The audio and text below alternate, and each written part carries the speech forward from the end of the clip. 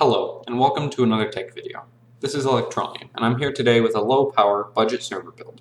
This build is meant for running low-power tasks you just want to get off your main machine, and not as a compute server, so the specs aren't glorious, but it will handle the job of running bots and small game servers just fine. With that being said, let's go over the parts.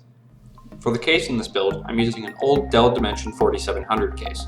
This case is fantastic as it uses mostly standard front panel connectors and fits a regular motherboard with only a bit of convincing from some metal snippers and your trusty hammer. If you want to use something similar, do some looking around and you maybe even will find one for free. As for my motherboard, I'm using the ASRock B450M HDV, simply because it was the cheapest B-series motherboard available at the time of purchase that supported overclocking. The heart of the system is the Ryzen 3 1200, an older first-generation Ryzen card with only 4 cores and no multi-threading, but still plenty powerful for the basic tasks that this server will be doing. It also comes with a decent stock cooler that I will not be upgrading. As for RAM, I've got 12GB of assorted G-Skill Aegis RAM for my most recent system upgrade. While it's not recommended to use mismatched sticks, these were purchased during a RAM shortage and they get the job done. A RaidMax 300W PSU will be supplying power to this system. It's not 80 plus certified and might not be happy if pushed, but the other components in this build sip power, so it's not an issue. For storage, I have a 120GB SATA SSD from Team Group. This will allow fast boot times and quick responsiveness without breaking the bank. I got this one on sale for $20. This machine has little use for a graphics card, but I put in an HD 5450 just to make troubleshooting easier. This will allow me to plug in a monitor and make fixes if the remote connection stops working.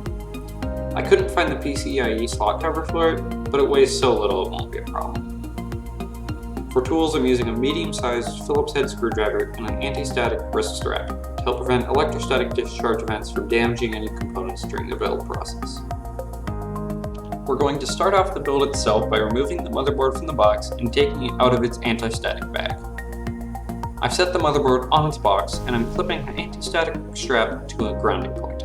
Here I'm using the VGA mounting bracket. To prepare the motherboard, we first remove both the stock cooler brackets by taking out all 4 screws, leaving the backplate in place, and then raising the retention latch to allow the CPU to be inserted.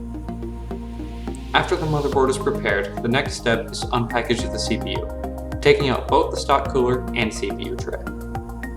Take the CPU out of the tray and carefully place it into the socket, lining up the triangles and gently lowering the retention arm to lock it in place. Next in line comes the cooler. It is mounted by bolting down all 4 screws in a crisscross pattern to maintain even pressure so the thermal paste doesn't shift from side to side.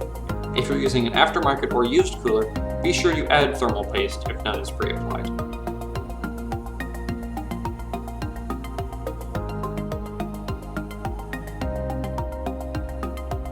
Once that is on securely, plug the fan in and that portion is complete. RAM is next in line. This motherboard only has clips on the upper section, but some motherboards have them on both sides, so be sure to pay attention to that. If you're building a system of your own, check your motherboard manual for the slots that you want to place your RAM in.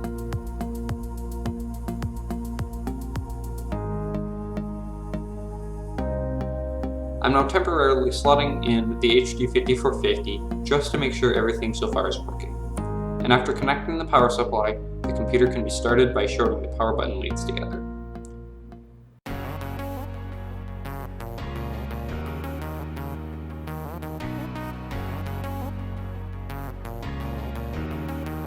The screen has lit up and shown no errors, so now it's time to build it in the case.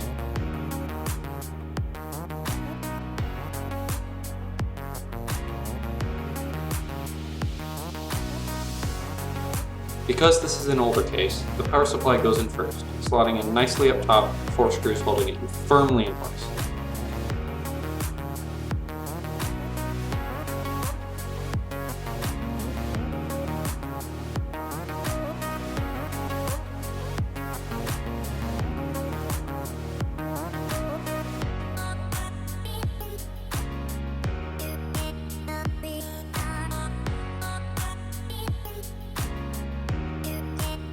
The final step before motherboard installation is putting in the I/O shield.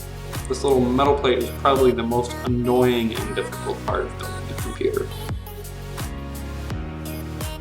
The motherboard comes next, with several mounting screws holding it securely in place.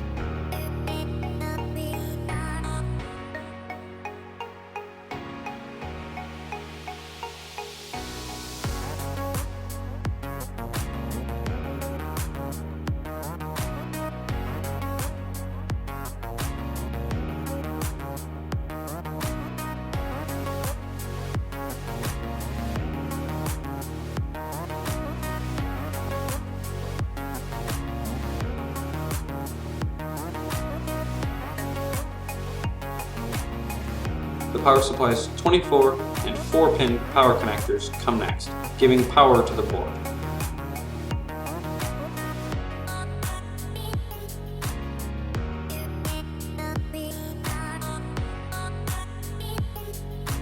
Before I put on the graphics card, I'm opting to zip tie in an exhaust fan to pull hot air from the case where the original cooling pack would have gone.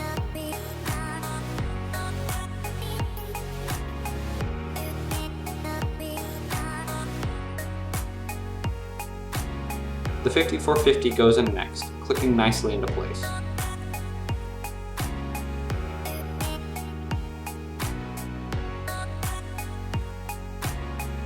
Plugging in the front panel connections wasn't too difficult, but the cables had a little extra room to spare.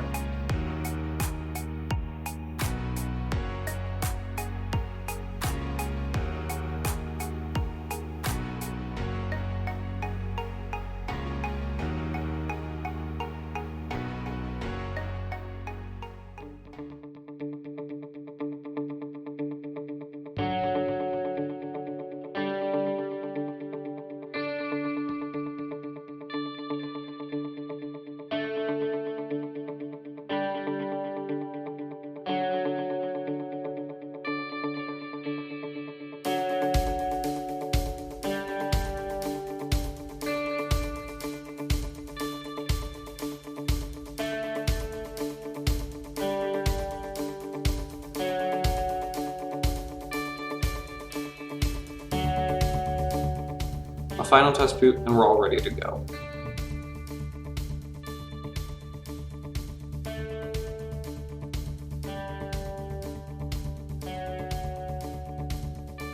While this build in its current state isn't anything glorious, the platform is set, and with some fairly straightforward upgrades, could be a pretty amazing sleeper PC. If you made it this far, please consider subscribing and staying tuned. I've got a CPU cooler upgrade on the horizon. Thanks for watching, and I'll see you soon.